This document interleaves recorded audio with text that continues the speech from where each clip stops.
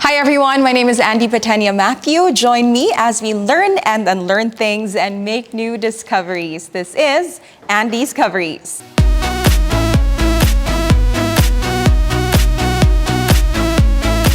And the comma goes to AnDiscoveries.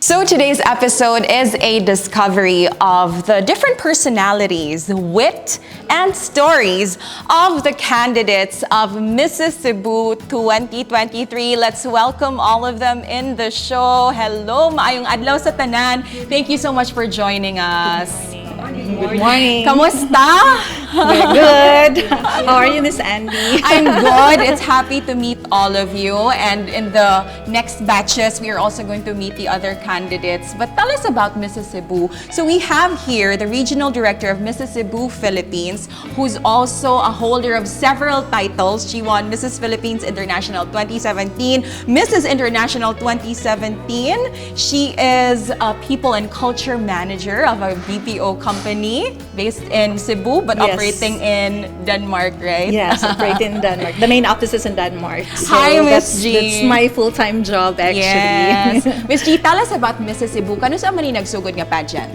So we started last 2019. When I won, after I won around 2018, I was functioning as Mrs. International, and from there, I was offered by our national director in Manila, which is Miss Maan Aris. I was offered to try running a pageant, a regional pageant, which is the Mrs. Cebu Philippines, because I was handpicked then. Wow. There was no pageant before. So I got handpicked, then I represented Cebu in the national stage. So it's actually, since it was 2017, it's already how many years from now? Because this is the anniversary. Today is the anniversary, actually. The anniversary! So yung title. Yeah, crownversary. Wow. So today is the crownversary, 2017 and 2023. So it's been 6 years already since I won the Mrs. Philippines International. Wow, It's under the TKS, Mrs. International title. Oh, diba? So, dili yun basta-basta ang Regional Director of Mrs. Cebu, Philippines. Tell us about the pageant. So, what are there different categories? Pila may age limit, ani? Actually, as for now, we don't have any age limit. So the sky is the limit. Yes, we don't discriminate. But just last year, we had a 65 years old. Wow. Yeah, joining the pageant. So we just let her belong in the senior elite stage. Okay. Because she's already 65. So, pila man ka categories na ini, Miss G? Supposedly, it's just 3 categories. Those are the main titles. But we were just amazed last year because we were setting the elite until 60 years old. But there's someone who joined 65 years old. Why not, no? So, yeah, that was last year. And that's why we had a senior elite category. But the other basic 3 categories are The MS Cebu Philippines. unsa man ni siya? MS Cebu is 24 years old below. Okay. And then na married. Married, we don't discriminate actually the status. Single mother, married, widowed, separated. So we accept those candidates for those different status. So we don't discriminate. That's nice. And the other category? And then the other category is the Mrs. category, whose age is 24 below, so 25 up to 39 years old. Okay. So that is the Mrs. and that's also the main title. That's for the main Mrs. title. And the third one? And the third one is the elite category, Okay. where Madam Anjanette here belongs. So it's 40 years old above. So that's the elite category. Those are the 3 main titles for the Mrs. Philippines. Pero in fairness, dili ilhan nga 46 or 46 Yes. later on atong ilailahon si Miss Anjanette later atong find out kung pila na gid ang edad. But are sa tani Miss Elma? So Miss Elma here is the first runner-up of Mrs. Cebu Philippines 2022 because unfortunately our title holder na si Princess could not make it during the show. So she is represented by our first runner-up, Miss 𝗟𝗲𝗄 𝗏𝗏, who's also a holder of several titles aside from this. She's Mrs. Philippines Earth Classic 2023, Elite Mrs. Earth International 2023, and she is already 41 years old. Dili gyapon ilhan mo. Amazing. Age is just a number. Yes, diba? Tinuod, exactly. So, Miss 𝗟𝗲𝗄, I just want to ask you, why do you think ba nga, women, despite being married or becoming a mother, why do you think that we still deserve the spotlight to shine on stage? Yeah. As based on my experience, before when I get married, I get married earlier at 19. So by the time na I have 3 kids, I already I told myself, I have to stop dreaming. I'm a mother already. But no, that's not. You should not. You should continue your passion and your dream, achieving your dreams. Being a mother is not a hindrance for us to continue making another goals in life. So in my part now, I was encouraged by my daughter. Yeah, she was involved in modeling, and then she encouraged me to, Mom, pursue your dreams, because she knows that I really love a pageant. And it's nice though because I feel like sometimes magod, the guilt is just gikan rasad nato. Yes, And yeah. we feel guilty doing things for ourselves. Nindot nga even atong mga anak pa day mismo nga mo push nga, if that makes you happy, mommy, go for it. Because our children, kung makita nila nga ka ng happy na sa sila. Exactly. And then there's a saying goes nga, happy wife, happy life. Kung happy ang mother, so the more we can give a holistic life sa atong children. True. Congratulations, Thank you. Miss 𝗟𝗲𝗄. Arina Sudtani, Miss Anjanette. So ato nang age reveal. Okay ra, Miss Anjanette. How young are you? I'm ageless and timeless. I love the answer. I never thought of my age. Actually, every time as the years goes by, I always think of myself as young woman. So age is not really something that I have to worry about. It is basically why I'm here. Exactly. And na-mention ba ni Miss Gino nga, the pageant is very inclusive. So you don't really have to be married. You can be a single mom. And in the case I'm happily annulled. She's happily annulled. Yeah. Yes, I'm annulled, so that makes me single. Available pa? Yeah. But why did you choose to join Mrs. Cebu 2023? Well, for a lot of reasons, actually. So my first ever beauty pageant that I joined, that was when I was a newly graduate from high school. And when I realized that there's a Mrs. Cebu Philippines, I was excited. And something that empowers me, really, that I just don't stand just an audience. Yeah. I love watching Miss Universe, beauty pageant, but I always thought of myself as just an audience. But joining Mrs. Cebu Philippines gives me a greater meaning and purpose. There is an advocacy that we believe and that I'm going to, lay on, but basically as well that I want to start as a woman whose age is not a hindrance to something and be of value and has a purpose. So I want to encourage each and every one that you don't fear age. Age is just a number, and basically it's a privilege denied to many. Yes, tinuod. Kibaw ka, if you're looking for a sign mo, nagyuning sign nga gihatag ni Miss Anjanette sa inyo. Nga dili kapugngan ang imuhang gustong i-achieve just because of your age, di ba? Miss Anjanette, just like Miss Anjanette, who is not a first-timer in pageants, we also have Suzanne right here. By the way, Miss Anjanette is representing Lapu-Lapu City. Yes, representing the Ako beautiful and silingan. brave people in Lapu-Lapu. Yes, we have our representative from Talisay City, Suzanne good day. Llanos. And si Suzanne is in the younger side of the pageant. She's only 29 years old, Yeah. but this is not your first time, right? Yes, I'm actually a pageant Enthusiast. candidates before a lot. I'm joining pageants ever since I'm 16. Wow. And I stopped pageant when I was 24 because I gained weight. Yeah. So, but after I learned that I passed the screening for Mrs. Cebu, I was 70 kilograms that time. When I passed the screening, I lose some weight, I gained my weight back, and now I am actually not that sexy, but at least I can say that I You did. look perfectly beautiful. And, diba, it's also proof that even at 70 kilograms, pwede gyapon kay pasok gyapon kayo sa screenings. How different is this pageant? Having candidates like Miss Anjanette, lahi-lahi silang background ba? Actually, I am so proud to be one of the candidates. I am the only candidate who's actually not a mother. So I'm a childless, but I'm married with a very supportive husband.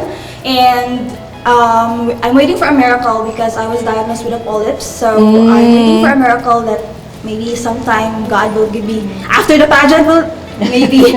But different personality. But after all, we have one goal, and there are all mothers. And even though I cannot relate that they're all mother, but they are very supportive rather, and they treat me as a sister. All right, thank you kayo, ladies. We're not gonna spill everything, no? Pero nasa yung mga things that you also want to look forward to in the coming months, leading to the coronation night on November 30, 2023. When we return, we are going to get to know more 4 other candidates. So please don't go away. AnDiscoveries will be right back.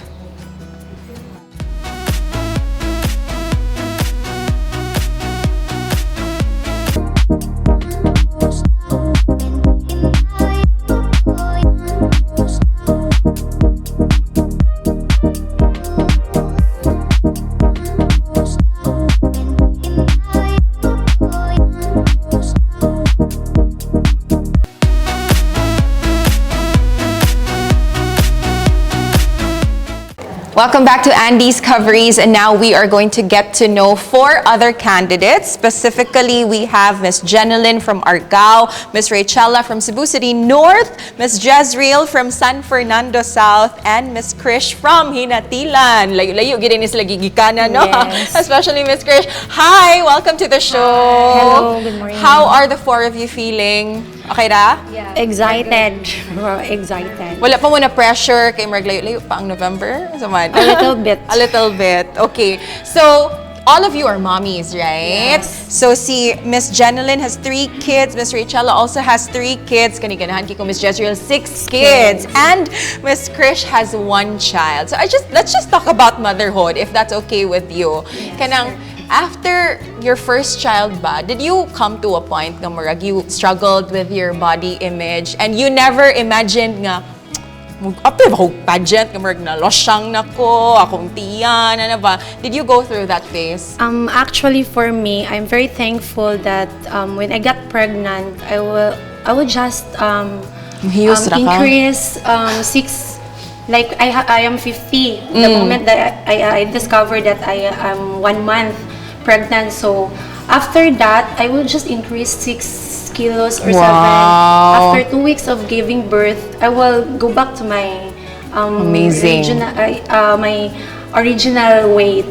So, and because maybe I am like a single mom because my husband is in abroad, so he has an OFW, so I will do all the budgeting, the household chores and everything. Sana all, dali ra kayo mukuyos without any effort. Effortless na imong pagkagamay. How about you? Well, my first child is a congenital baby. That's why it's so very sad. He passed away. He only 2 days old. Yeah. I am very thankful that he gave me, the Lord gave me a child because it makes me more stronger. Yeah, and confident. How about for your experience for the other 2 kids? Did you also struggle ba sa imong Yes. body image, sa imong Yeah. postpartum nga body image? Was it kay ako personally ni agi sad gyud ko ana nga hindi Yeah. ka ganan mo tanaw sa imong self sa mirror. Kay di mo jud ani ako lawa sa una. I have oy. body shaming. Diyon sa man nimo pag-overcome. I'm just thankful because my stretch mark, yeah, it helps me to think that having a stretch mark is makes you a good mother.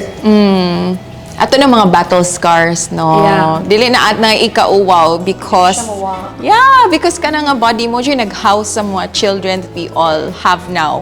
Very special in our lives. Si Mommy! 6 ka mo anak, idol!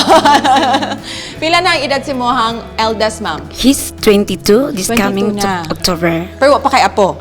Wala. Wala pa. And then the youngest?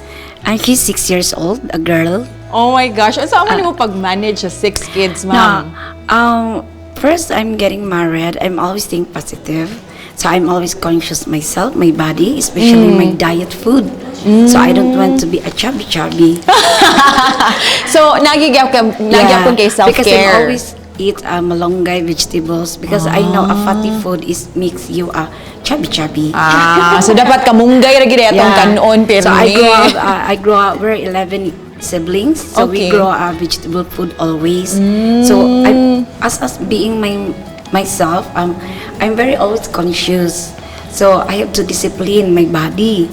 So the time, but my eldest, she's now 22, but I say she's 17, and then I'm afraid to become chubby.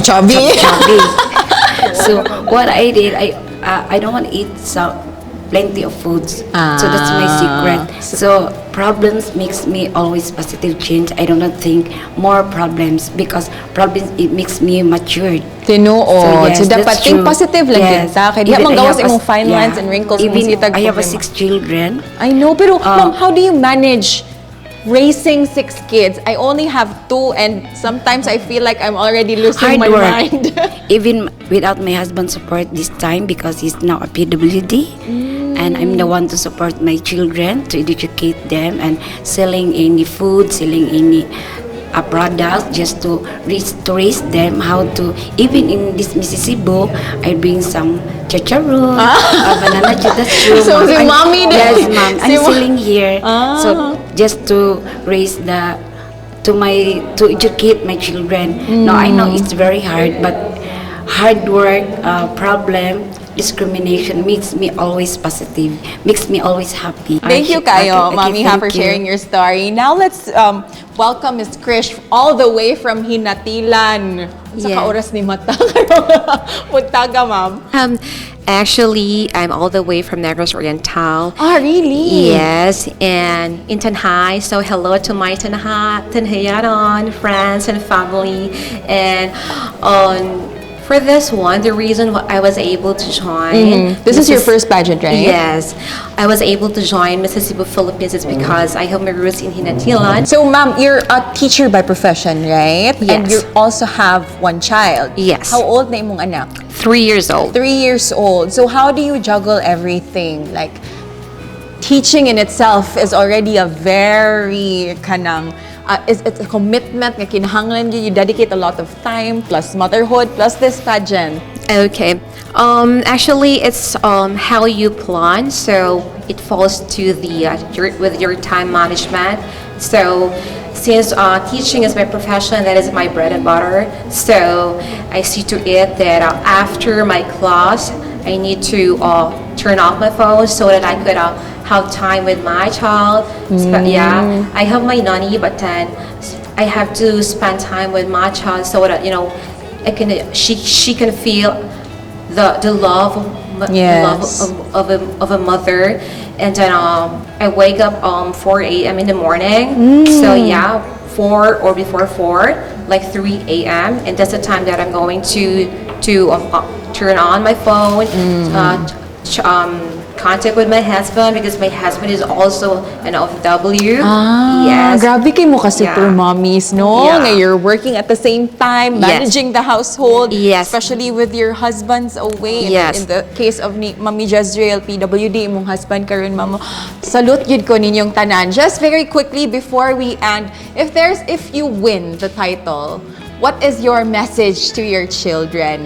I know that they'll be old enough soon to understand for those whose kids are small pa karon, but One statement lang. What's your message to your child? If I win this competition, my message to my children is that I'm not doing this just for my own sake.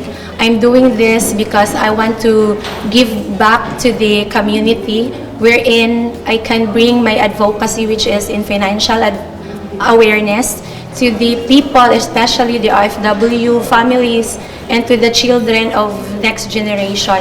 So I love them so much. I'm doing this to leave a legacy, especially to my one and only daughter, and I want also to be her role model in the future. If I win this pageant, I want them to be the next of my. I want them to Follow your footsteps. follow my footsteps, our legacy of our family, because my grandmother also a beauty queen. Yeah, that's why So I want family to of join. beauty queens. Yeah. If I won this pageant, one thing I always say myself to my family is, I'm always love you, especially to my husband, and I want to share this all the women's, not like me. Every women's have struggle. If I won, I want to be proud myself that being I am, and not only a mother, and not only a sister, not only a woman, but all the people surround in the world.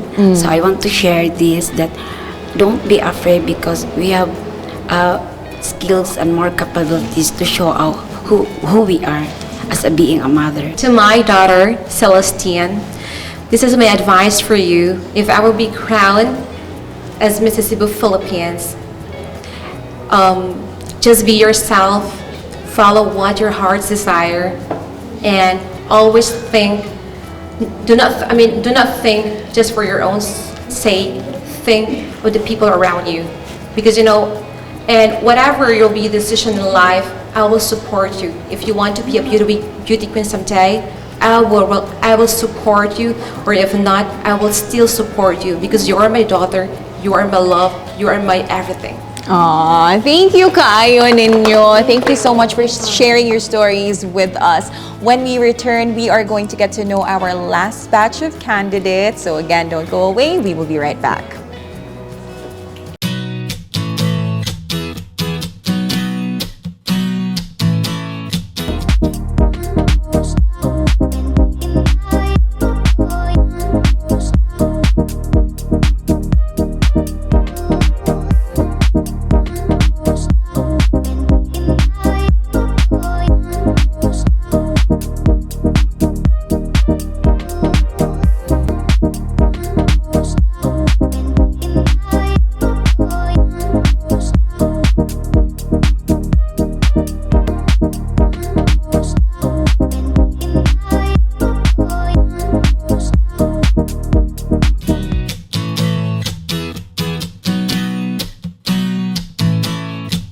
And finally, we shall get to know our last batch of candidates for Mrs. Cebu Philippines 2023.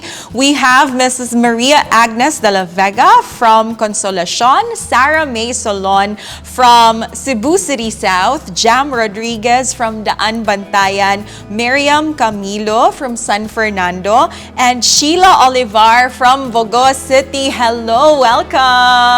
Hi. Kamusta? Okay lang. Okay lang. Wala pa mo gikulbaan? Kulba gamay. Gamay lang. Anyway, chika-chika ra gini ako. I know that you have an interesting mix of professions, no? We have a teacher who's also a Navy reservist. We have a lady here who's studying caregiver, but she's also a farmer. Interesting. We also have Miss Jam. She is an English teacher. We have Miss Miriam. She is a dance instructor and freelance makeup artist. And Miss Sheila, all the way from Bogo City. She is an admin assistant. So tell us briefly about what you do. Dugay na ka nag-teach, ma'am? I'm teaching for 8 years. 8 years now. Yes. What subjects in particular? Actually, I'm teaching grade 6 pupils in Consolacion Central School. Hi for our principal, very supportive principal in Consolacion Central School, Ma'am Gina Molihan. Oh, mga students, di mo, ma'am. And to all my students who voted for me. Oh! Wa man kanigi mandatory. Dili. How about you, ma'am? You are also a farmer. Yes, I am a farmer. I came from Barangay Babag and nearby at Barangay Banban also.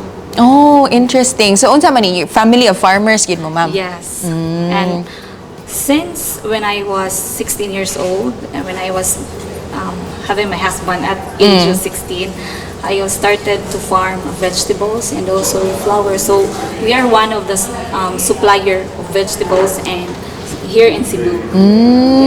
See, Mommy Jam, you are an English teacher. Yes. So for how long? For about 11 years Oh. and counting. Wow. What school? 𝗵𝗲 National High School, hello! And my advisory class is senior high school. And then how about you, Miss Miriam? Dugay na ka nga dancer. Yes, ma'am. I actually teaching when I was just in my teenage life until now. You're already- I am so happy that I have this kind of profession because I can help to others because I'm in a lesser price right among others. It is my way in helping others. Bitaw, i-plug mo services kung nangita sila dance instructor, Yes. makeup, Yes, ma'am. makeup artist. Yes. Pwede kikis sila mo contact sa imo, ha? Yes, ma'am. And then how about you, ma'am? You are working as an Admin assistant. But before, I was actually a call center agent. Then I shift my career to office setting like admin assistant. I just want to ask all of you 5 ladies ba, how challenging do you think it is to be a woman ba? Because we play so many roles, we wear different hats. You're not just a wife, you're also a mother. At the same time, you are career women. And napadjud mo time nga mo apil aning Mrs. Cebu Philippines. How is the experience like handling all of these roles? Well, it's actually, being a mother is really challenging. It's a very challenging role. But for me, as long as it's your passion, as long as you have that fire burning in your heart to achieve your goal, you will be able to do it, whatever struggle you will face. You know, being a mother, it is taking a lots of responsibilities, and if you're just positive, I think you can do everything on how to handle everything, and my delicacy about love and compassion and determination about this is my strength. For me, it's all about time management because my daughter is also into pageantry and and she's joining right now as Miss Team Bakawan, and I'm also having my time here in Mrs. Cebu. So it's all about time management, and I want to inspire her as a pageantry Enthusiast. Since I was a kid, I was joining a pageant in every other barangay. Then I Ipakyaw ni mo tanan. and then I pursue my dreams. Even I become a mom and supportive my husband also. So at the same time, I am currently studying to pursue my dreams, not just for only me, and also to my kids for the further future, so that I can be a role model for them. For me, all I can say is that if we have time management also, because as a teacher, there are many problems in school, in our house, in our family, but if we know how to manage our time, we can do it. I'm just curious, naaba o ba ninyo nga marag nakadungog og mga negative reactions from, I don't know, from mga silingan ba or family? Ano apil-apil pa mo kag pageant? Uy, wala na ati man imong mga anak or ano, or are they all supportive? Kinsa man ang naka-experience og mga challenges sa pag-join ninyo og Mrs. Cebu Philippines? For me, wala gyud. Support ra gyud, todo support. Especially my co-teacher. They are all supportive in my journey. For me, my family, my friends, and my classmates they support me well, and also from other barangays also they support me, and also in my community they support.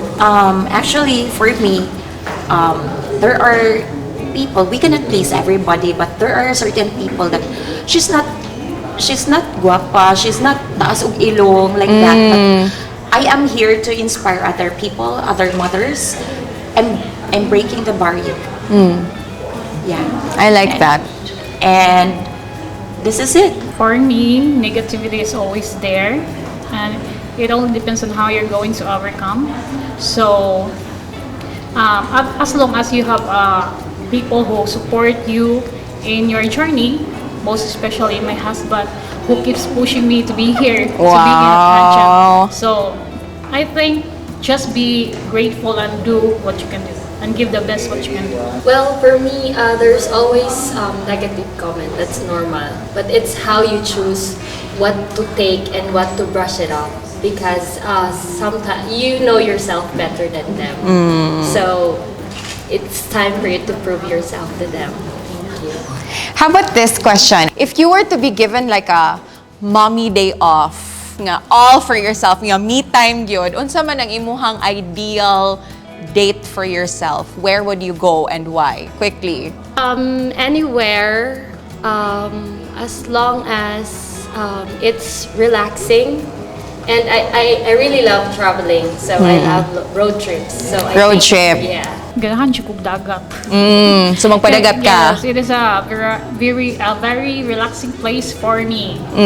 Me too, I love dagat. And a full body massage. Di ba no? Massage by the beach. Oh. Yes. Maybe I will go to massage to get relaxed. All the hard works and all the hard times of the weeks that you are going, you're doing your challenges in every day. So maybe I will go to massage and do relaxing with my husband. For me, I want to go to the mall and Shopping. Kuyog ko. Unsa man imuhang usual nga kanang makapahappy nimo sa bags, shoes, sanina? Dresses. So I hope na matuman na ang inyong mga heart's desires. Hopefully you'll get to reward yourselves for, you know, all the hard work that you do, not just for yourselves, but for your entire family. So ladies, thank you so much for joining us in the show. Thank you everyone, and I wish you all the best sa inyong coronation night. Good luck, good luck. So there you have it.